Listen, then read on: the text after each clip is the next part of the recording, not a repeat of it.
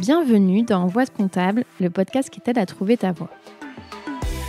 Je suis Julie Lagneau, experte comptable mémorialiste en quête de sens et j'accompagne les étudiants de la filière expertise comptable à prendre leur envol. Je parcours la France à la recherche d'anciens étudiants en comptabilité et nous retraçons ensemble leurs doutes, leurs échecs, leurs expériences et bien sûr leurs réussites. Aujourd'hui, ils sont experts comptables, commissaires aux comptes, DAF ou encore contrôleurs de gestion, parfois même professeurs ou entrepreneurs. À travers ces parcours inspirants, j'espère te montrer que non, en compta, il n'y a pas qu'une seule voie. Bonne écoute!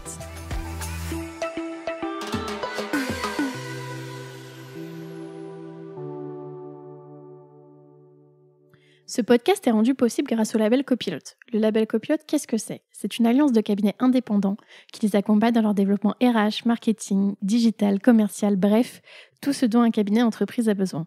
Récemment, ils ont lancé le Lab Recrute, un site sur lequel tu peux retrouver des cabinets labellisés Happy at Work.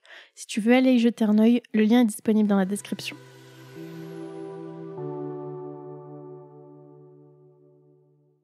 Bonjour Daniel. Bonjour Julie. Je suis super contente d'être avec toi aujourd'hui. J'ai profité du congrès annuel des experts comptables pour qu'on se rencontre. Donc pour que vous vous mettiez un peu dans le contexte, j'ai réservé un coworking. Donc là, on a fini la deuxième journée du congrès le jeudi. Et donc, on accueille Daniel. Est-ce que tu peux te présenter en 2-3 phrases ? Je suis manager de la transformation digitale. Je suis dans un groupe qui s'appelle Exconnexium. Donc, je travaille à Paris et dans le Grand Est. Et du coup... Et tu es interviewé dans le podcast. Et donc, tu ne fais pas du tout de compta ? Alors, j'ai arrêté. Ça faisait trop mal. J'ai voulu changer de direction. Je suis allé vers le digital. Je t'expliquerai tout à l'heure pourquoi. Mais non, j'ai arrêté. Comme quoi, la compta peut mener à plein d'opportunités et de voies différentes. Est-ce que tu peux nous dire alors quand est-ce que ça a commencé au tout début ? Où est-ce que tu es né ? Est-ce que tu es né dans l'Est ? Je suis né à la frontière allemande, dans une petite ville qui s'appelle Forbach, où il n'y a pas grand-chose à voir. Tu nous vends pas bien le truc là. Non, je vous avoue que c'est peut-être pas la destination touristique pour l'été 2023. Mais bon, c'est une petite ville, voilà, sympa quand même. J'ai passé mon enfance là-haut, j'ai passé mon bac là-haut. Tu parles allemand du coup ? Alors pas du tout, pas du tout. Honnêtement, à part les quelques mots pour aller faire un peu de shopping en Allemagne, rien du tout. Très mauvais en langue. Mais je te rassure, on est tous comme ça à Forbach. On a beau être à 5 minutes de la frontière, on est très mauvais en langue. Donc tu as passé toute ton enfance là-bas ? Absolument. Ouais, c'est ça. Et absolument. Quel type, tu sais, on t'a raconté un peu quel type d'enfant t'étais ? Est-ce que t'étais sage ou turbulent ? Je crois que j'ai eu un peu toutes les phases de l'enfance possibles. Un enfant très très sage au début. Puis quand l'adolescence est arrivée, l'ange très timide, qui parlait pas beaucoup, a commencé à faire des bêtises au collège. T'as des exemples de bêtises à nous raconter ou... Écoute, je sais juste que je changeais de carnet de liaison très régulièrement parce que les heures d'école s'accumulaient et du coup il fallait à chaque fois un nouveau carnet de liaison. Donc c'était pas... Bon, ça restait gentil, mais beaucoup de bavardage. C'était entre élèves plus ou je sais pas, tu faisais un peu des crasses aux profs un peu les deux. Je sais pas si j'ai tout le droit de dire ici, étant donné que mes parents risquent d'écouter le podcast un jour. Ils vont découvrir... Ils vont découvrir une autre facette. Non, mais c'était quand même globalement des bêtises d'enfants, quoi. C'était très gentil. On n'est pas allé jusqu'à l'insolence ou ces choses-là, mais voilà. Mais t'avais quand même des heures de colle. Mais j'avais quand même pas mal d'heures de colle. Je discutais beaucoup. Et au niveau des notes, alors, est-ce que t'avais des mauvaises notes Je pense que j'étais typiquement l'enfant moyen qui passait toutes ces années avec des notes moyennes, des 11-12 de moyenne. Après, en 4e, 3e, ça commençait à se gâter. Donc les notes baissaient un petit peu. Je passais à chaque fois vraiment de justesse. Je connaissais pas trop ce que c'était encore les mentions, etc. Vraiment toute justesse.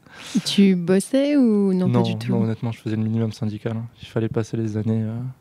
Je m'intéressais surtout à la maison, à l'informatique déjà, à ces choses-là. Mais tu faisais quoi ? Tu jouais aux jeux vidéo ou... Écoute, j'ai grandi dans une famille donc, où ma mère était mère au foyer et où mon père en fait développait une boîte d'informatique avec mon frère. Comme quoi ?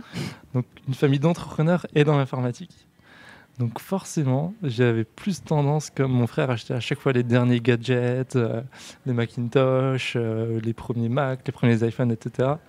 Dès que je rentrais à la maison, j'allais bidouiller un peu dans sa chambre et voir un petit peu tout ce qu'il avait acheté. Et je m'amusais du coup avec ses outils. Donc forcément, ça a créé un peu le Daniel de 2022.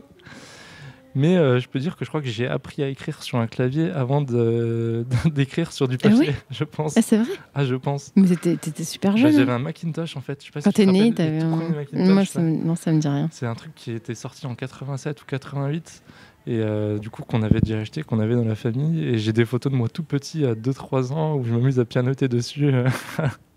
Je savais pas ce que je pianotais, mais je pianotais. Donc là, t'étais plus côté, je sais pas, technique. Enfin, t'étais pas un gamer ou... Non, sans être un gamer, je m'intéressais plus. Faut dire qu'on est des passionnés d'Apple dans la famille aussi. Donc c'était pas le geek PC, je démonte l'ordi, etc. Tu vois, c'était plus le geek. J'avais déjà les logiciels un peu de création, créatif, eMovie, etc. comme on connaît maintenant. Donc je m'amusais plus à créer des trucs ou sur GarageBand, des musiques ou voilà des choses un peu. C'était plus artistique, j'ai envie de dire, que geek.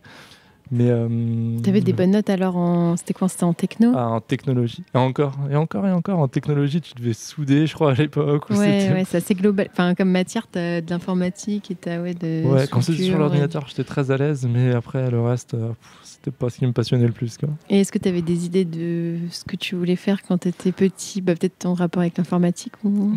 Très clairement. Alors, avant de connaître l'informatique, je rêvais d'être gendarme. Je rêvais d'intégrer même le GIGN. Je voyais tous les films de militaires, de commando, etc. J'avais regardé des liens entre gendarmes et informatique, mais à l'époque, on ne voyait pas encore trop tout ce qui était cybersécurité. Ouais, voilà ce que j'allais dire, cybersécurité ou les hackers. Ça ne m'a pas marqué, donc je pense que ce n'était pas encore des thèmes qui existaient vraiment. Mais sinon, ça t'aurait plu? Mais sinon, je pense que ça aurait pu me plaire. Ouais.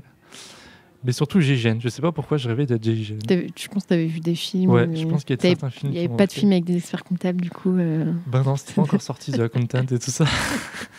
Sinon, ça aurait pu. Ou le Loup de Wall Street et tout. Pour aller dans la finance, mais non, même pas. Mais après, je sais que durant l'adolescence, je regardais tous les reportages possibles pour devenir gendarme et GIGN. Je me suis rendu compte qu'il fallait beaucoup de courage. J'étais pas très courageux. Et en plus de ça, que c'était beaucoup de responsabilités pour au final pas un salaire grandiose et pas une carrière non plus exceptionnelle, quoi. Donc retour sur la terre, on va dire, et je me suis dit que j'allais travailler dans la boîte de mon frère. J'avais cet objectif de travailler soit dans l'informatique avec mon frère, soit du côté de mon père qui faisait plus la gestion commerciale, la comptabilité de la boîte, etc.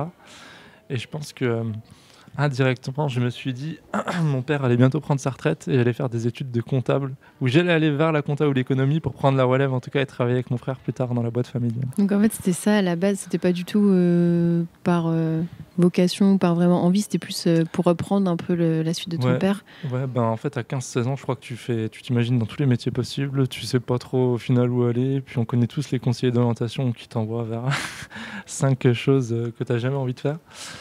Donc je pense que j'étais parti sur ça. Après au lycée, il y avait le bac STG qui existait. Donc comme c'était des choses très pratiques, et en même temps j'avais le sentiment que ça ne nous enfermait pas dans une branche, vu qu'on voyait de l'économie, de la compta, du droit. C'est quelque chose qui m'a pas mal plu et que je trouvais très cohérent avec l'idée de carrière que je me faisais à ce moment-là, en tout cas. Et est-ce que du coup tu avais des meilleures notes quand tu étais en STG, vu que c'était plus pratique ou plus... Globalement, ouais. De la seconde où j'étais encore un élève moyen et quand je suis arrivé en STG, là j'ai explosé mes notes. Là j'étais le super bon élève. T'étais le premier de la classe ou non? J'avais un copain à l'époque, on se disputait la place de premier. On était deux à chaque fois à choper les meilleures notes en classe. Puis on n'avait pas beaucoup de mérite parce que je me suis aussi rendu compte à ce moment-là que le bac STG, c'était surtout un bac où les gens y allaient juste pour avoir un bac, en fait. Il n'y avait pas beaucoup de passionnés de compta ou d'économie. C'était des gens qui voulaient avoir un bac technologique. Des fois, c'était des gens... Enfin, ce qui ne devrait pas forcément être le cas, mais souvent, dans les bacs un peu STG, c'est ceux qui n'ont pas pu aller en général, on les met dans les bacs technologiques. Il y avait beaucoup de ça aussi, ouais. Donc je trouvais que c'était très dommage. Parce qu'au final, il y avait peu de gens qui étaient vraiment là par... je ne vais pas dire par passion, parce que le mot est un peu fort. Pas par choix, vraiment. Mais par choix, en tout cas. Ouais. Absolument, ouais. Et du coup, quand tu découvres des matières que tu n'as jamais faites en STG, ça te plaît ou... Moi j'ai adoré. Quand je voyais tous les cas pratiques en entreprise, je me suis dit mais c'est génial, je vais pouvoir apprendre plein de trucs si ça se trouve à mon père pour sa société, des choses où il n'était pas au courant, que ce soit le juridique ou la compta, même l'économie, tu commences à comprendre le monde en fait. Donc je trouvais ça passionnant. C'était vraiment du concret. Et donc ça t'a conforté dans l'idée que tu voulais continuer là-dedans, quoi. Ben même pas. Là, je pense que je suis assez persuadé que la vie, c'est une histoire de rencontre. Et à ce moment-là, j'ai rencontré un prof de compta, en fait. C'est lui qui m'a convaincu qu'il y avait peut-être quelque chose à faire en compta et qu'il y avait un métier, donc expert comptable, qui touchait un petit peu à tous ces sujets. Donc il m'a parlé notamment du DCG. Je pense que aucun conseiller d'orientation m'avait parlé du DCG. Et lui m'a parlé de ce diplôme et c'est là que j'ai commencé à m'intéresser du coup à cette profession et à ce milieu comptable. Et à ce moment-là, tu te dis, ouais, expert comptable, ça a l'air cool et tout, je veux faire ça. Toujours pas. Non. Toujours pas. Très honnêtement, je vais vers le DCG parce que je me dis c'est une suite logique du bac STG. Tu as toutes les matières que j'avais en STG, donc économie, droit, compta. Tu touches encore à tout. J'ai l'impression que tu t'enfermes pas dans un truc. Donc je me dis, j'ai ça, au moins ça me donne une base un peu sur tous ces sujets. Et après, je ferai le choix plus tard vers où j'irai.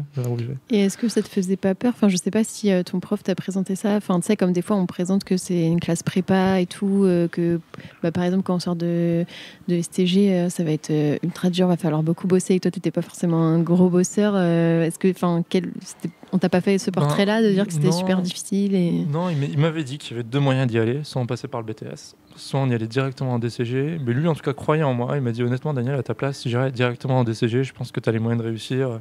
Donc j'y suis allé avec une confiance en moi. Et c'est vrai que je me suis rendu compte sur le moment de ce qu'était vraiment le DCG.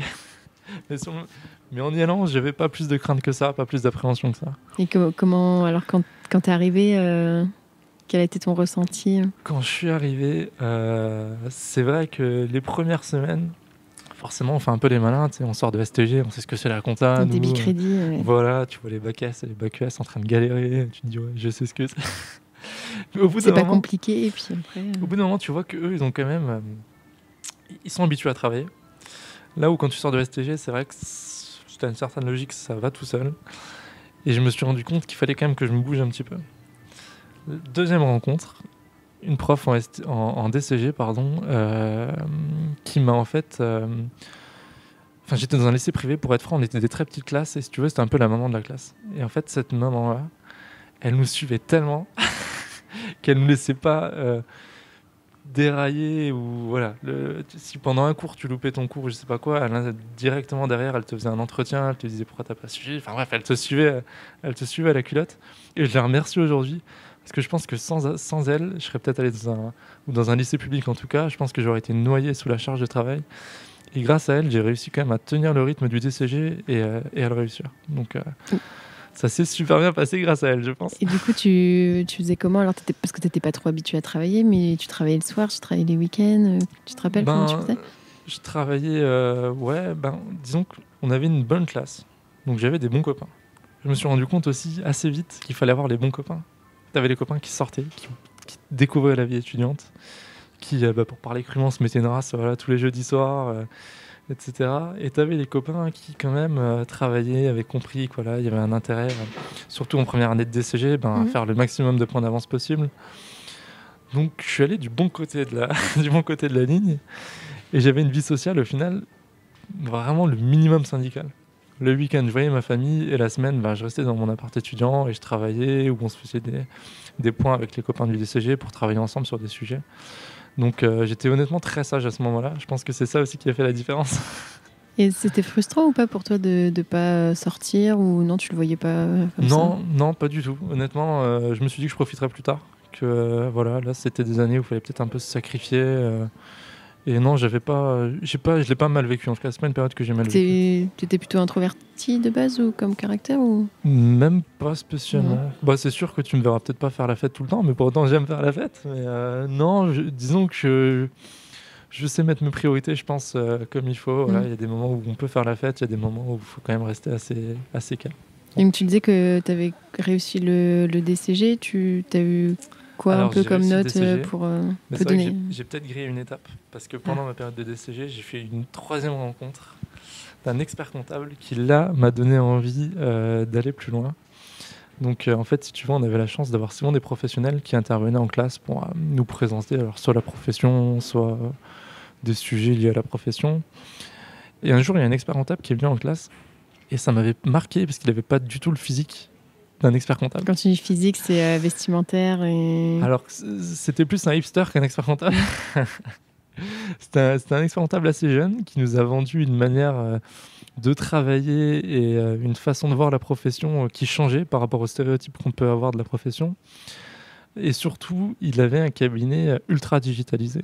Donc pour le coup, il nous expliquait qu'il n'y avait pas un seul papier chez lui, qu'il vendait que des outils digitaux pour ses clients. Donc là, dans ma tête, ça a fait tilt. Je me dis là, Daniel, t'aimes bien l'informatique, t'adores le digital, les nouvelles technologies. Là, t'es en train de partir vers une carrière dans la comptabilité, ou en tout cas, tu vas avoir les bases de la comptabilité. Donc, il faudrait peut-être que tu essaies de travailler là-haut, quoi, de voir un petit peu cette voie de l'expertise comptable-là, qui peut du coup cumuler tes deux passions d'entreprise et la technologie. Donc, si tu veux, à ce moment-là, je me suis mis en tête, il faut que j'aille travailler là-haut. Dans le cabinet de cet expert comptable. Il faut que je me fasse une expérience dans ce cabinet. Surtout qu'avant, j'avais une petite expérience, j'avais fait un stage dans un Leclerc, un service financier du Leclerc. C'était vraiment à l'ancienne, tu avais des tas de papiers partout, les vieilles calculettes avec le rouleau de papier, là, etc. Donc ça vendait pas trop la compta de rêve, c'était pas trop... Donc voilà, je voulais voir l'autre facette de la comptabilité. Et j'avais fait plusieurs demandes de stage du coup chez cet expert comptable-là, mais à chaque fois, il m'expliquait que malheureusement, il avait un tout petit cabinet. Ils étaient 3 personnes à l'époque et qu'il n'avait pas la place du coup pour prendre un stagiaire. Mais il me disait, retente ta chance l'année prochaine ou voilà, continue, on ne sait jamais. Et si j'ai de la place, écoute, je te prendrai. Donc ça devait être, je ne sais plus, peut-être la première ou le début de la deuxième année de DCG à ce moment-là. Et si tu veux, moi du coup, tous les 6 mois... C'est bien, t'étais persévérant. Ah, j'étais très persévérant. Tous les 6 mois, je renvoyais un CV.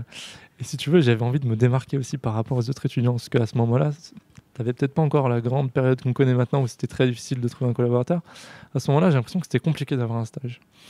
Donc, ce que j'ai fait, je me suis dit, il aime le digital, c'est expert comptable, il aime les nouvelles technologies. Et moi, j'ai envie de me démarquer et j'aime ça. Je vais créer un site web et je vais faire mon CV sur Internet. Donc, à l'époque, c'était il y a 10 ans. C'était encore assez facile de créer son petit site internet. Tu fais un truc quoi, avec Wix ou Ouais, avec, c'était ça, c'était exactement ça. Un truc avec Wix. J'ai acheté mon nom de domaine 3 € l'année, là, danielsaucic.com, etc. Et j'ai essayé de professionnaliser un peu le truc. J'ai mis toutes mes expériences, mes compétences, ce que je savais faire et qui je voulais être, quoi. Que je voulais être un expert comptable 2.0. Et je lui avais envoyé un petit mail, du coup, avec ce lien de connexion. Je veux repostuler dans votre entreprise. Vous trouverez, du coup, mon CV en cliquant ici. Et à ce moment-là, il m'a répondu, il m'a dit là, tu t'es bien démarqué. Enfin, je ne pourrais plus dire exactement, mais je sais qu'en tout cas, ça a marché. J'ai attiré son œil et il m'a dit tiens, on fait un événement cet été. Parce qu'il avait l'habitude d'organiser beaucoup d'événements avec ses clients. Il m'a dit ce serait bien que tu viennes et que tu passes c'était une journée ou 2 jours avec nous. Et comme ça, voilà, ça te met un pied dans la boîte. Puis si tout se passe bien, écoute, on peut te proposer un stage peut-être plus tard. J'avais un dernier stage à faire, un banco. Et donc banco, tout content, j'ai fait cet événement, ça s'est super bien passé et du coup j'ai fait un stage en 3e année de DCG dans son cabinet. Et là alors tu découvres le monde digital. Et je découvre le monde digital. Il n'y a pas que des papiers, que des calculettes dans les cabinets comptables. Il y a aussi des doubles écrans, il y a des tablettes, il y a des murs colorés, il y a des experts comptables qui viennent en jogging au travail ou en tout cas pas qu'avec des costumes cravates. Et une ambiance aussi super sympa.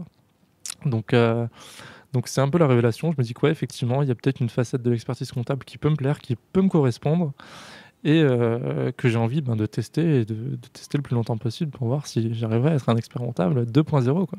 Donc la logique après ton DCG, alors c'était le DSCG? C'était forcément le DSCG en alternance. Donc je continue dans ce cabinet. Là, je fais du coup mon alternance dans ce cabinet. Ça se passe super bien. L'expert comptable me donne des projets un peu plus du coup digitaux ou marketing ou de communication à faire. Enfin, m'occuper des réseaux sociaux, tout ça. Donc ça me plaît. À côté de ça, je fais un peu de compta, mais un peu. Et en fait, à un moment, je me pose la question parce que je vois aussi que mes camarades de classe en DSCG, ils avancent beaucoup plus d'un point de vue technique que moi. Tu vois, moi, je crois que j'ai mis 1 an ou plusieurs mois en tout cas à faire une déclaration de TVA, là où mes camarades de classe, en 2 mois, ils faisaient déjà leur TVA, au bout de 6 mois, ils faisaient des bilans, etc. Et dans le cabinet où j'étais, c'était un petit cabinet, quoi. Il y avait déjà une expert comptable stagiaire, forcément, donc c'était prioritaire à elle, c'était normal. Et moi, il n'y avait peut-être pas la masse de travail pour que je puisse progresser techniquement. Donc je devais faire un choix en fait, soit j'arrêtais vraiment la compta et je voyais peut-être avec cet expert comptable à ce moment-là si je faisais que du digital, ou je changeais de cabinet et pour progresser d'un point de vue technique. Donc c'est le deuxième choix que j'ai fait. Oui, tu as changé pendant ton alternance. J'ai changé pendant mon alternance, on en a discuté avec l'expert comptable, on s'est dit que c'était la meilleure solution, et d'un commun accord, j'ai cherché un autre cabinet pour progresser techniquement. Donc là, je suis allé dans un cabinet encore plus digital presque que le cabinet où j'étais, mais de beaucoup plus grosse taille. Enfin, c'était un cabinet vraiment national avec plusieurs milliers de clients, voilà. Un cabinet qui développait ses propres outils. Donc voilà, j'y suis allé. Comme c'était la fin de mon contrat d'apprentissage, je crois qu'on avait signé un CDD juste pour terminer la fin de l'année scolaire. Et en même temps, ça me permettait de découvrir le cabinet, de voir si ça me plaisait. Donc j'ai fait 3-4 mois là-haut.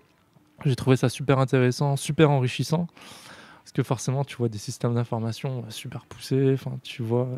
Mais j'aime bien dire que c'est positif et négatif, mais c'était un peu l'usine de la comptabilité, quoi. C'était une grande industrie où les bilans sortaient en pouce-bouton. Donc super intéressant, mais ça fonctionnait pas avec l'envie que j'avais de progresser techniquement, quoi. Parce que du coup, tu n'avais pas de points vraiment techniques, fiscal ou comptable derrière sur lesquels tu pouvais progresser, ou en tout cas ceux qui existaient, c'était déjà pris par des personnes qui étaient là avant moi, donc j'étais un petit peu bloqué. Et tu avais quoi comme mission du coup ? Pour le coup, comme je venais d'arriver, les 3-4 premiers mois, j'avais vraiment une mission d'assistant comptable.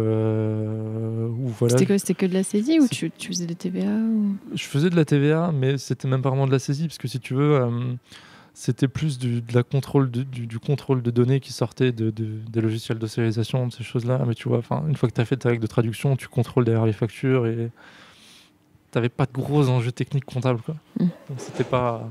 Donc là, en même temps, t'aimais bien parce que le fait que ça soit digital, mais en même temps, tu te disais, c'est pas très stimulant intellectuellement, on va dire. Exactement. Donc à la fin du CDD, pareil, je me suis dit non, ça vaut pas le coup. J'ai vu ce que c'était, mais si je veux toujours, avec mon objectif d'être expert comptable, ça collait pas. Et j'avais toujours cet objectif à ce moment-là d'être expert comptable, parce que forcément, quand t'es dans le cursus, on te dit soit tu fais le DSCG, DSCG, DAC, t'es expert comptable, soit t'es comptable. T'as que deux options. C'est un peu frustrant. Alors finalement, il y a une troisième option puisque... Alors qu'au final, la troisième option n'est pas encore arrivée. Là, j'ai enchaîné sur l'audit. Ah, t'as fait de l'audit après. Obstiné comme je suis, je me suis dit, la compta, j'ai vu. Mais là, t'avais fini, t'étais plus en alternance, t'avais fini ton DSCG. Ouais, j'avais fini mon DSCG, je l'avais quasiment validé. Il me restait 2 matières que je voulais passer en candidat libre l'année d'après. Donc voilà, je me suis dit, écoute, tu veux progresser d'un point de vue technique, tu vas faire de l'audit parce que c'est des plus grosses boîtes, donc plus de problématiques. C'est exactement la logique que j'ai eue. Donc j'ai trouvé un petit cabinet d'audit. J'ai fait de l'audit pendant 2 ans. Et là, je me suis vraiment rendu compte que non, c'était pas mon truc. L'audit ou la compta ou les deux? L'audit et la compta, parce qu'en fait, alors je faisais le taf, c'était intéressant. Tu étais dans des super grosses boîtes, tu es coté en bourse. Tu voyais plein de problématiques techniques, comptables, fiscales, etc. Donc j'ai progressé comme j'avais pas progressé dans les autres cabinets à ce niveau-là. Mais je me rendais compte aussi qu'en fait, dès que tu avais une petite problématique technologique ou d'utilisation de l'outil ou de déploiement d'outils, parce qu'il se trouve que dans le cabinet où j'étais, il y avait une partie expertise où ils changeaient d'outils sur la production comptable. En fait, je préférais m'intéresser à ça plutôt que faire mes audits de dossiers, faire mon portefeuille d'audit. Donc je me suis vite rendu compte que c'était pas mon truc, la compta, je prenais aucun plaisir, et mon plaisir c'était d'aller dans les logiciels, de voir comment les optimiser, d'aller sur les réseaux, de faire toute cette partie communication digitale ou accompagnement à la transformation digitale, en tout cas du cabinet, quoi. Est-ce que tu as essayé de repasser tes matières du DSCG ou comment t'as... À ce moment-là, non. Parce que j'ai repassé plutôt... je me suis inscrit sur plein de sites, tu sais, les MOOC, les massifs... Open Classroom, peut-être. Open Classroom, voilà, où il y avait aussi un truc French. Je connais pas ça. Je sais plus, bref, tu avais plusieurs sites où tu pouvais passer des certifications en ligne. Et j'avais déjà un peu en tête l'idée de valider mes compétences en fait, digitales et informatiques pour avoir déjà forcément une petite valeur ajoutée sur mon CV. Et pour voir jusqu'où je pouvais aller, en fait. Donc plutôt que de réviser sur mes matières du DSCG qui me manquaient, je révisais sur ces sujets-là. J'ai validé du coup des diplômes, pas le DSCG encore, mais j'ai validé ces sujets-là et ça me poussait du coup à aller à chaque fois un peu plus loin à ce niveau-là, quoi. Mais c'était quoi? C'était des trucs sur sur le marketing digital, sur le code, sur... Honnêtement, t'avais un peu de tout. T'avais le fameux truc de Google sur le marketing digital que tout le monde fait. Après, j'avais passé des MOOC sur la transformation digitale des industries que l'école des mines proposait sur Internet. Enfin, du coup, je passais un peu tout ce que je trouvais. C'était quand même plus orienté transformation digitale qu'informatique pure et dure. Informatique pure et dure, je laissais ça vraiment. Je me suis dit, c'est quand même un métier à part. Voilà. J'avais pas l'expérience pour, en tout cas, donc c'était autre chose. Alors, quand tu arrêtes l'audit, tu savais déjà qu'est-ce que tu allais faire après ou... Bah, pas du tout. En fait, il se trouve que pendant que je faisais de l'audit, je voyais naître, tu sais, moi je suis très actif sur les réseaux sociaux, et je voyais naître sur les réseaux sociaux des offres d'emploi qui m'ont fait découvrir des nouveaux jobs en cabinet. Donc je voyais des Chief Digital Officer, des managers digital, managers transformation digitale, ces choses-là, dans des grosses structures comptables, mais souvent à Paris ou Lyon, ces choses-là. Et il se trouve qu'un jour, j'ai répondu à une offre d'emploi de ce type c'était basé à Paris, pardon. J'avais fait tous les entretiens, donc pour être Chief Digital Officer dans un cabinet parisien qui était assez important. Enfin, je devais avoir une centaine de collaborateurs, je crois, plusieurs sites, etc. J'avais discuté avec le fondateur, on s'était mis d'accord sur quasiment tout, et au dernier moment, en fait, ça s'est pas fait. Et là, ça m'a beaucoup plus touché que ce que j'imaginais au départ. Parce qu'au départ, tu sais, je me dis, je passe ça marche pas, bah tant pis, je suis bien dans mon taf d'auditeur. Et étant donné que ça m'avait beaucoup touché, le fait de ne pas avoir eu ce job, je me suis dit, là, je vais chercher un peu plus activement si ce job existe réellement dans d'autres cabinets. Et du coup, je crois que tous les jours, je tapais sur Google digital et comptable pour voir ce qui ressortait. Ou sur Indeed, ou sur ces choses-là. Et tu sais, quand on est comptable, tu as aussi plein de recruteurs qui viennent souvent te parler pour voir si tu es un peu à l'écoute du marché. Donc là, quand j'avais des recruteurs en ligne, je leur disais, je suis pas à l'écoute, voilà, je veux pas un poste de comptable, je veux pas un poste d'auditeur. Mais si jamais vous entendez un cabinet qui cherche quelqu'un pour s'occuper du digital, là, je suis prêt à revoir un petit peu ce qui se passe et du coup à étudier la proposition. Et il se trouve que du coup, dans le Grand Est, il y avait un cabinet national, ExConnexium, le cabinet dans lequel je travaille actuellement, qui cherchait un manager de la transformation digitale pour déployer ces divers projets, parce que voilà, ils sont passés d'un outil de production comptable hyper traditionnel à un outil moderne, full web, avec tout ce qu'on connaît, la partie collaborative client, etc. Et il fallait quelqu'un pour manager ce déploiement, pour accompagner le déploiement chez les collaborateurs et chez les clients. Donc je dis, banco, quoi, on y va. On y va. C'était quoi, est-ce que tu te rappelles, tu sais, quand tu avais vu la première offre de Chief Digital Officer, c'était quoi les missions, tu te rappelles ou pas? Alors très souvent, c'était très orienté client. C'était accompagner les clients à l'utilisation de l'outil, c'était les aider, c'était presque un rôle de support client en fait sur les différents outils que le cabinet leur proposait. Tu avais ce côté un peu accompagnement collaborateur, mais pas tant que ça. Je trouve que c'est beaucoup plus marqué aujourd'hui. Et tu avais un peu ce rôle aussi d'optimisation de l'outil, quoi, parce que je pense que les cabinets étaient au courant que la plupart des outils qu'on utilise, on les utilise très mal. Donc avoir quelqu'un qui se penchait vraiment dans l'outil pour voir s'il n'y avait pas des choses un peu améliorées à optimiser, c'était intéressant pour eux. Ouais, c'est marrant parce que tu vois, moi, quand tu me dis Chief Data Digital Officer, je pense direct ou manager de la transition digitale, je pense direct plus au côté collaborateur. Bon, après, c'est peut-être moi aussi qui suis plus tournée collaborateur, mais je veux dire, je pense d'abord, je sais pas, accompagner le changement, changer le logiciel et tout, côté collab, alors qu'en fait, avant, c'était plus à destination des clients, quoi. C'est marrant comme ça. Ouais, je pense qu'à ce moment-là, les experts comptables, ils avaient peut-être, je sais pas, ils avaient peut-être pas la vue sur, ou en tout cas, ils pensaient plus client que collaborateur. Maintenant, ils ont peut-être un peu changé leur oui, vision. c'est ce que tu disais tout à l'heure, où, voilà. où ça a changé, qu'avant, en fait, c'était limite les collabs qui n'arrivaient pas à trouver de câble, et maintenant, c'est l'inverse. Ouais. Donc, c'est marrant, ce changement. Et du coup, est-ce que tu peux nous dire un peu, c'est quoi, Chief Digital Officer, et qu'est-ce que tu fais aujourd'hui, toi ? Alors aujourd'hui, comme je te disais, j'ai déjà une grosse mission qui continue, c'est la migration de l'outil de production comptable, voilà, où on passe d'un outil hyper traditionnel qui s'est installé en local sur ton ordinateur à un outil full web où tu as une partie collaborative client. Donc cet outil, j'aide à le déployer côté collaborateur, j'aide à le déployer côté client. Donc j'ai un peu un rôle de centralisateur en fait à ce niveau-là, sachant que dans mon groupe, on est sur 5 sites différents, avec donc un peu 5 manières de travailler aussi, avec 21 associés. Enfin voilà, donc il faut un peu harmoniser tout ça, harmoniser les volontés de faire, les volontés de déployer, et aussi que quelqu'un prenne en charge tous ces projets digitaux, parce que je te parle de l'outil de production comptable, mais après tu as tous les outils aussi, un peu autour de notes de frais ou de SIRH ou ces choses-là qu'on peut proposer à nos clients. Il fallait quelqu'un qui puisse centraliser un peu toutes les infos et dynamiser aussi un petit peu le sujet pour que les déploiements avancent et qu'on avance dans la bonne direction surtout, quoi. Oui, parce que je pense qu'après, il y a des postes, des nouveaux postes un peu qui sont mixtes, où t'es peut-être collaborateur ou chef de mission et tu as aussi cette partie digitale, mais en fait c'est compliqué de gérer les deux, je pense, d'avoir le côté échéance et le côté... C'est la première chose qu'ils m'ont dit en fait quand j'ai fait l'entretien avec eux. Ils avaient déjà des référents digitales sur chaque site, donc qui s'occupaient de cet outil, etc. Mais les patrons ils m'ont dit le problème en fait avec ces référents, ils font super bien leur taf, mais forcément dès qu'arrivent les périodes fiscales, les périodes de TVA, ils mettent tout de côté pour faire les TVA, pour faire les bilans, donc bon après ça avance plus. Donc c'est pour ça qu'ils s'étaient mis en tête d'avoir quelqu'un qui puisse mettre 100% de son temps sur le déploiement de ces projets.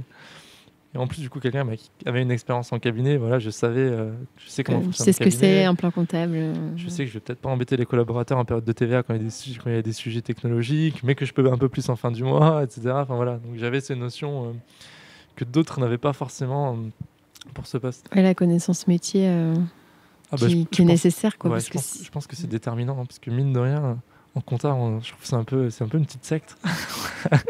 On est comptable, on est entre nous. On parle en numéro de compte. Voilà, on a notre petite blague sur le 471, sur les périodes fiscales, etc.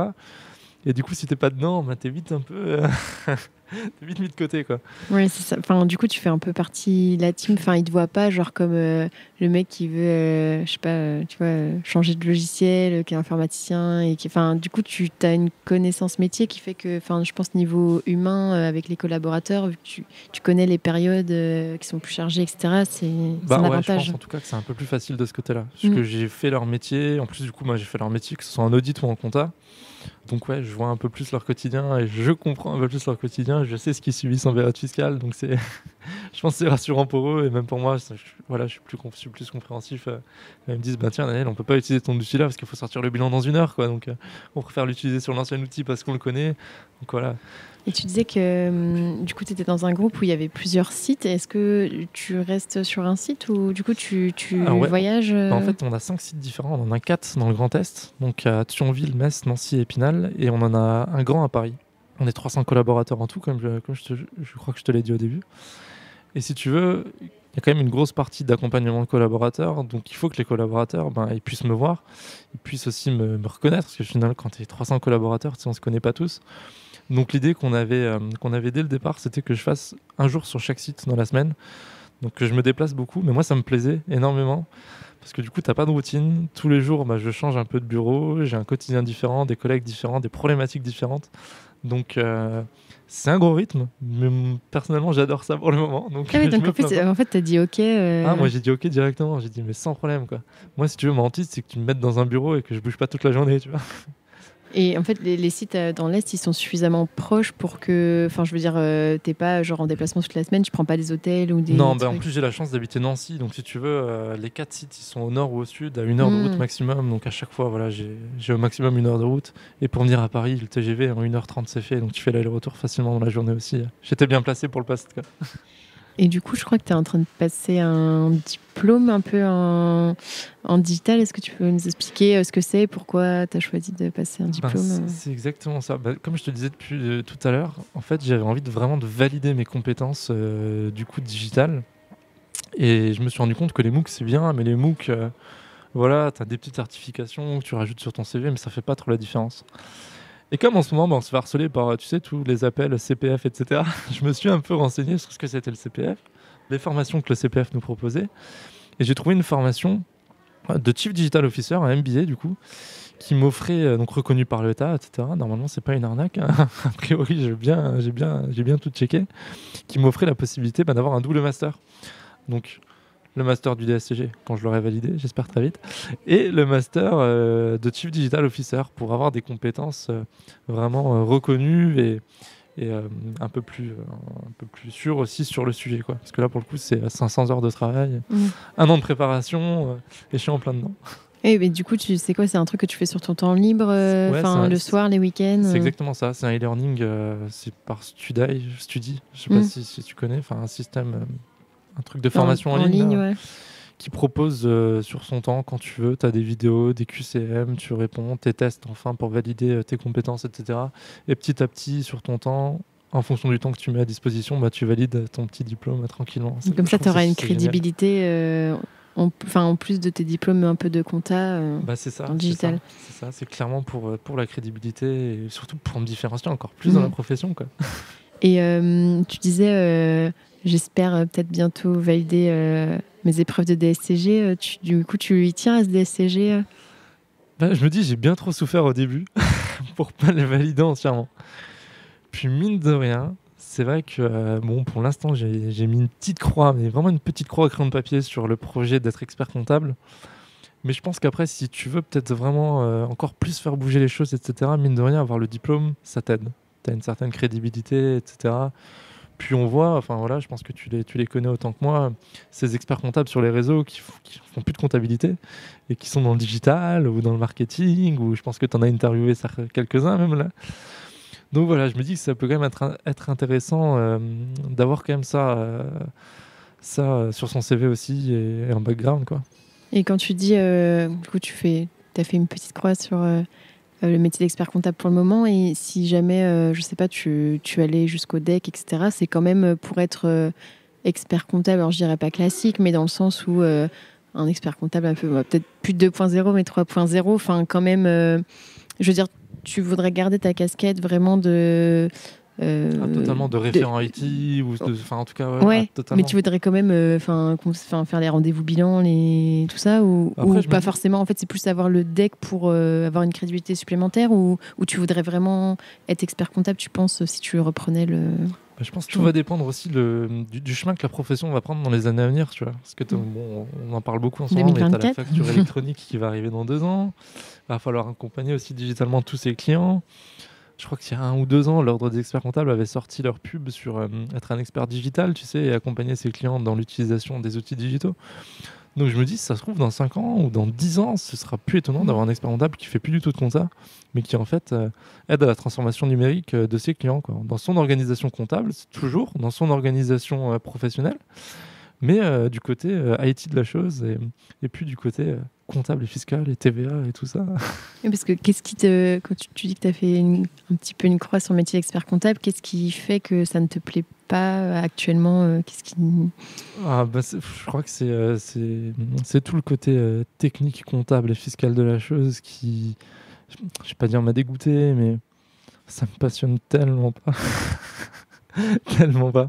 Je préfère largement accompagner des entrepreneurs dans l'utilisation d'outils pour améliorer leur organisation comptable, etc., que de les conseiller sur de l'optimisation fiscale ou sur le choix juridique de leur société. Voilà. C'est vraiment des choses, je trouve que c'est très intéressant, il faut le savoir, parce qu'il faut le comprendre pour accompagner, je pense, les entrepreneurs, il faut comprendre tout ça, mais il y en a qui le font bien mieux que moi et je leur laisse largement la place pour faire tout ça. Et toi qui viens d'une famille d'entrepreneurs, tu t'es pas dit que tu pouvais peut-être, te mettre à ton compte et faire du management la transition digitale, que ce soit pour les cabinets ou pour les clients, mais à ton compte? Je vais pas te mentir, c'est vraiment un objectif que j'ai, mais aujourd'hui je me trouve trop jeune encore. Alors c'est peut-être... T'as quel âge? C'est peut-être à tort, hein, j'ai 28 ans. J'ai 28 ans, mais je me dis qu'aujourd'hui il faut quand même que je continue à apprendre dans les cabinets, voilà.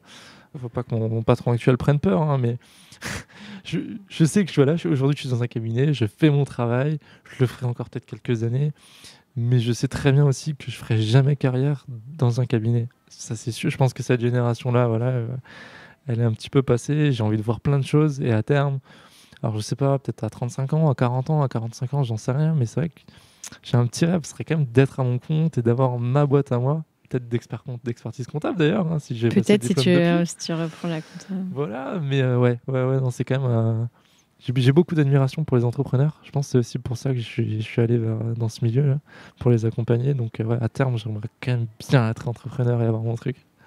Et est-ce que là, au niveau de la facture électronique, c'est quelque chose aussi que tu veux vivre de l'intérieur, tu vois, dans un cabinet ou... Totalement. Si tu veux, là, je t'ai beaucoup parlé de l'accompagnement, enfin, dans mon job actuellement, de l'accompagnement que j'ai sur les outils digitaux. Mais à côté de ça, depuis plusieurs semaines, il y a mon petit bébé, tu vois. Je l'appelle comme ça en interne, c'est mon petit bébé, parce que c'est mon petit sujet à moi, la facture électronique. Et on essaie de prendre de l'avance sur ce sujet. Donc j'essaie de me renseigner au maximum sur ce sujet, de commencer à préparer pas mal de choses, des offres d'accompagnement pour nos clients, de sensibiliser les collaborateurs aussi sur le sujet. Et c'est un vrai sujet, je ne veux pas trop en dire, parce que je ne sais pas quand ton podcast va sortir, mais je veux sais pas trop... Peut-être en mars-avril, je pense. Parce que là, quand on tourne, on est en fin septembre 2022, je pourrais situer. C'est encore tout frais, la facture électronique. Il y a encore plein d'infos qui sortent aujourd'hui. Et nous, on travaille sur pas mal de choses, mais qui vont sortir, je pense, cet hiver. Donc, c'est mon petit bébé, là, et je travaille activement sur le sujet. Du challenge. C'est ça, c'est un gros challenge, et j'adore ça, j'adore les challenges. Donc, je suis monsieur facture électronique dans le cabinet, et j'ai envie qu'on prenne vraiment cette réforme dans le bon sens, et que ce soit une vraie opportunité pour le cabinet plus tard. Et pourtant, il y a un côté un peu technique, non, dans la facture électronique. Tu disais que tu n'aimes pas trop la technique comptable fiscale, mais tu es un peu technique, non? Ouais, mais il y a ce qu'il faut. Ça te gêne moins. Ça me gêne moins parce que tout le côté digital et outils dont on va se servir pour gérer la facture électronique, ça prend quand même le pas dessus sur la partie juridique et fiscale de ce sujet. Donc ça me plaît quand même. Toi, tu es vraiment quelqu'un qui est attiré par le digital, notamment je sais que tu fais partie il n'y a pas beaucoup de monde qui publie sur LinkedIn, mais tu publies un peu des fois sur LinkedIn. Ouais, c'est vrai qu'on parle en plus beaucoup de digital d'un point de vue logiciel, outils de production, etc. Mais même le digital, réseaux sociaux, nouvelles manières de communiquer, ça me plaît énormément. Donc j'essaie de ne pas être dépassé par tous ces codes, etc. Je t'avoue que quand j'ai vu TikTok pendant le confinement, je me dis waouh, j'ai déjà pris un coup de vieux, les jeunes ils utilisent ça. Ouais, j'utilise pas moi, donc tu vois. Ah, moi je me suis mis là, tu vois, j'ai tellement peur d'être dépassé, je me suis mis tout doucement. Mais ouais, il y a toute cette partie aussi communication digitale, marketing digital qui me plaît beaucoup. Et pour l'instant, j'ai pas encore trop la chance d'avoir des projets en ce sens dans mon cabinet, mais je pousse au maximum pour en faire aussi, parce que c'est l'avenir. Et est-ce que les sujets type blockchain, crypto et tout, ça t'intéresse aussi ou pas du tout? Alors, je m'y intéresse un peu, mais c'est tellement encore... On a très peu de clients qui utilisent ça. On en entend beaucoup parler, en fait, que ce soit sur LinkedIn, etc. Alors, comme beaucoup de monde, j'ai tenté les cryptos. J'ai eu de la chance, j'ai pas perdu trop d'argent. Ça s'est plutôt bien passé pour moi. Mais... c'est tellement... T'en entends parler depuis 5 ans. Je sais que la première expérience que j'ai eue, c'est dans mon premier cabinet comptable hyper digitalisé. L'expert comptable, il avait fait venir un expert blockchain. On avait fait une réunion avec lui parce qu'il voulait déjà intégrer la blockchain il voulait voir comment l'intégrer. Il était ultra précurseur. Moi, je le considère... Un peu trop. Je le considère honnêtement comme un de mes mentors, comme même mon mentor. Ce qui m'a appris énormément de choses d'un point de vue digital et d'un point de vue expérience client. Je pense qu'il a compris pas mal de choses. Et il avait déjà vu du coup la blockchain à ce moment-là, il s'était renseigné pour savoir comment l'intégrer, comment ça pouvait être intégré en tout cas dans ce qu'on offrait à nos clients. Et mine de rien, depuis 5 ans, ça n'a pas beaucoup évolué, à part le Bitcoin qui a fait qui a fait sa star là, quelques mois l'année dernière. Le truc n'a pas vraiment évolué chez les entrepreneurs, donc je suis le truc de loin, mais sans plus, honnêtement. Ouais, c'est pas quelque chose qui t'intéresse spécialement. Non, j'ai pas encore acheté des ordis pour miner du Bitcoin. En fait, on pense que tu fais ta formation, mais pas du tout. En fait, je mine du Bitcoin dans ma cave. Ça. Et est-ce que tu peux nous dire, du coup, qu'est-ce que tu préfères dans ton métier Alors, ce que j'adore, c'est vraiment le relationnel. Le digital, c'est bien, mais contrairement à ce qu'on peut penser, j'ai pas envie de remplacer les humains par des robots. Et j'aime bien utiliser le digital au service de l'humain, quoi. Donc du coup, avoir du contact humain continuellement, que ce soit les collaborateurs, là, ça va être certainement les clients de plus en plus. Je trouve ça passionnant parce que du coup, tu rencontres plein de gens, tu vois plein de manières de voir le monde, plein de manières différentes de concevoir l'entrepreneuriat ou de concevoir la comptabilité, même la façon de travailler, etc. Donc c'est super enrichissant, je trouve. Et qu'est-ce que tu aimes le moins? Ce que j'aime le moins, c'est quand il faut formaliser. C'est l'aspect compta. C'est l'aspect compta formel, parfois, de la gestion de projet, où tu te dis, bon, c'est bien, tu as bien discuté, mais maintenant, il faut faire des comptes rendus de réunion, il faut faire des cahiers des charges, etc. Mais bon, c'est formateur quand même. Ça aide un peu à cadrer les idées, sinon je crois que je partirais un peu trop loin à chaque fois. Du coup, au niveau équipe, vie pro, vie perso, comment tu gères, sachant qu'en plus tu fais une formation en plus de ton taf qui doit déjà être un peu prenant parce que tu as des déplacements et tout. Bah écoute, c'est prenant, mais comme je te le disais après, j'arrive à faire la part des choses, avoir une vie sociale plus faible, entre guillemets, par moment, si je sais que ça vaut le coup. Après, j'ai la chance, pardon, d'être super bien entouré aussi. Là, je me suis marié récemment, en plus, donc avec une comptable. Donc bon, Tu t'as rencontré pendant les études que ou... j'ai rencontré pendant le DSCG, ouais, que j'ai rencontré pendant Comme le quoi, DSCG. ça t'aura pas servi à rien si jamais... Ah non, c'est clair. Ma plus grande réussite du DSCG, en fait, c'est d'avoir trouvé la femme de ma vie. Voilà. C'est déjà pas mal. C'est déjà pas mal, c'est déjà très bien. Et comment, du coup, j'ai perdu. C'était sur équipe vie pro, vie perso. Ah, Tu disais que tu avais la chance d'avoir Voilà. une femme qui était comptable. Et... Voilà, elle est comptable, elle comprend du coup aussi très bien que en période fiscale, on se voit peut-être un peu moins. Donc voilà, elle l'embête pas en période fiscale. Quand j'ai des périodes un peu plus chargées aussi de mon côté, elle m'embête un peu moins. Elle sait aussi tout l'intérêt qu'il y a, voilà, quand je passe du temps à regarder des articles sur la facture électronique, elle sait pourquoi je le fais. Elle se demande pas, tiens, qu'est-ce que tu fais à regarder des trucs hyper bizarres qui vont arriver dans 2 ans. Non, elle comprend l'intérêt, elle comprend l'opportunité. Donc non, j'ai cette chance, voilà, d'être bien entouré, d'avoir une famille aussi derrière qui m'a aidé à faire des études. Quand fallait, forcément, la formation était payante aussi. Donc je trouve avoir un cadre comme ça qui te permet de grandir et d'évoluer dans de bonnes conditions aussi, c'est quand même... on a de la chance. Et est-ce que, parce que je sais qu'il y a certaines entreprises, entre guillemets, quand tu es plus dans les fonctions support du cabinet, en fait, tu as la période fiscale inversée parce que pendant la période fiscale, tu sais que tu peux pas trop solliciter les collabs et qu'à l'inverse, du coup, toi, entre guillemets, je schématise, mais ta période fiscale, elle commence quand les collaborateurs sont moins chargés, donc on va dire à partir de juin, juillet jusqu'à décembre. Est-ce que, du coup, toi, tu le ressens ça, et par exemple justement avec ta femme où elle va être chargée, on va dire de janvier à juin, et puis en fait toi tu vas plus être chargée l'autre moitié de l'année ou... Bah écoute Julie, ça fait 1 an du coup que je suis dans mon cabinet. Toutes les fonctions support que j'ai rencontrées dans mon cabinet m'ont dit ça. Ils m'ont dit Daniel, tu verras, en période fiscale on est assez tranquille. On est peut-être les seules personnes du cabinet à pouvoir partir Ils en nous vacances. demandent rien. C'est calme. Mais en juin, dès qu'ils vont ressortir le nez de leur bilan et qu'ils vont revenir nous demander des comptes sur les projets, là, on va commencer à charbonner, il va falloir préparer les projets pour la rentrée, etc., etc. Toute cette période de juillet, du coup, de fin de période fiscale jusqu'à septembre, effectivement, je peux te dire que j'ai charbonné. Mais j'ai jamais connu pour l'instant la période fiscale calme, parce que dès que je suis arrivé, on a changé d'outil de production comptable. Donc forcément, l'outil de production comptable en période fiscale, j'avais intérêt à être là et c'était assez costaud. Donc j'ai pas encore connu cette différence. Mais en tout cas, ouais, pour ceux qui nous écoutent, souvent quand on travaille comme ça en fonction support des cabinets ou des collaborateurs, bah, forcément, il faut s'adapter et on est inversé par rapport à eux. Et du coup, est-ce que tu es fier de ton parcours ? Bah écoute, il est encore au début mon parcours. Enfin, je considère qu'il est encore au début, mais pour l'instant, je suis franchement super fier quand même de ce que je suis devenu. Je te dis honnêtement, le Daniel de Forbach à 14 ans, j'aurais pas spécialement parié qu'à 28 ans, il serait dans une grande ville, cadre, en train de se déplacer à Paris et dans plusieurs villes, voilà, pour gérer des projets à plusieurs centaines de milliers d'euros, etc. Donc je suis quand même super fier de mon parcours actuellement. Mais j'espère que c'est que le début. Et c'est pas fini, parce que ce que tu disais, c'est que tu as envie aussi de faire plein de choses, de voir plein de choses. Je suis quelqu'un de très curieux et je m'ennuie très vite. Parce que ça joue aussi, peut-être que c'est pas pour ça, entre guillemets, que tu vois, même si tu te considérais comme un élève moyen et tout, qui n'était pas forcément voué à faire un truc, on va dire, de ouf, bah en fait, vu que tu étais curieux, que tu t'es formé, tu vois, sur plein de trucs, toi de ton côté, bah c'est ça. Puis on en parle maintenant en plus de plus en plus, voilà, dans l'univers professionnel. Il faut se former continuellement parce que tout change tellement vite. Donc je pense que j'ai compris ça un peu plus tôt, ou en tout cas qu'on m'avait inculqué ça un peu plus tôt, et que ça m'aide aujourd'hui en fait. Ça m'aide à me créer mon propre métier, à me créer ma voie, tu vois, ma voie de comptable. Donc, qui n'est pas si comptable que ça, mais que tu vas peut-être y revenir, on sait pas. Mais c'est ça, c'est exactement ça. Et c'est aussi le fait d'avoir des rencontres. Je pense que, comme je t'ai dit, la vie est faite de rencontres qui changent un peu le destin. Et le fait d'avoir fait les bonnes rencontres au bon moment, ça m'a ouvert les yeux sur plein de choses, quoi.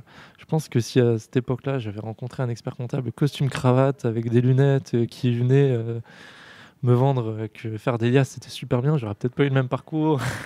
T'aurais peut-être arrêté la compta et t'aurais fait complètement autre chose. Peut-être, exactement. Ou je serais allé travailler chez mon frère, ou je sais pas. Enfin, il y a tellement d'autres possibilités qu'on saura certainement jamais. Mais en tout cas, pour l'instant, j'ai pas de regrets. Tout se Du passe, moment que tu fais un truc que t'aimes en ce moment, et c'est le principal, je pense. C'est exactement ça. C'est exactement ça.